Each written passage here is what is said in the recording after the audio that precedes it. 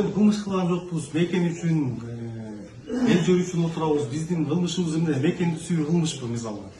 Ошон үчүн канча керек болсо биз отура беребиз, түрмөбүздөн биз коркпойбуз. Наоборот, каяктан да достойно отурабыз. Ал жакта баары тең бизди сый урмат менен кабыл алышат. Ата мекенди, эл жерди, суу деп отурасыңар деп. Ошон үчүн биз эч качан коркпойбуз. Анча-мынча анча-мынчасын айырмалануу менен биз мындай бизге маселе эмес. Баарыбыз тең достойно отурабыз, чыгып кетебиз. Отура бербейбиз да. Жашоо бумеранг, акыйкатты орнойт. Канчалаган хандар өткөн акыйкатсыз.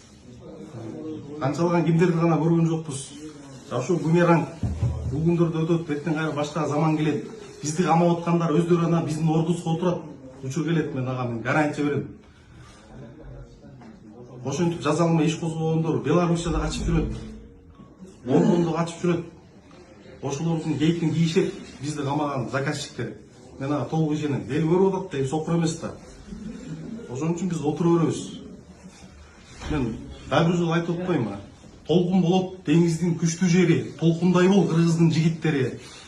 99 өнөрдүн ээси бол деп тоолук эне төрөгөн мен сени мени.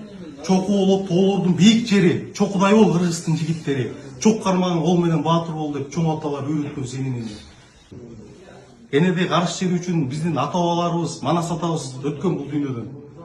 Ошон үчүн бизге түрмө бул көп деле маселе эмес. Биз смело отурабыз. Мен кечирим да сурабайм, чыгарып койгула деп да айтпайм.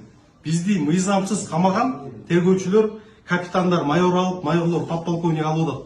Мына акыйкаттык деген ошондой. Жаза алмай иш токуган тергөөчүлөр званиялары көтөрүлүп, жаңы жылдан кийин кээ бирөөсү квартира алабыз деп мактанып атат ачык эле. Биз заказды выполнять этип атабыз депчи. Ошондой беспредел мыйзамсыздар болот.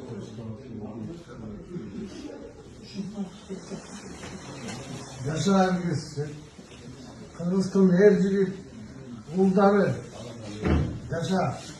Sen her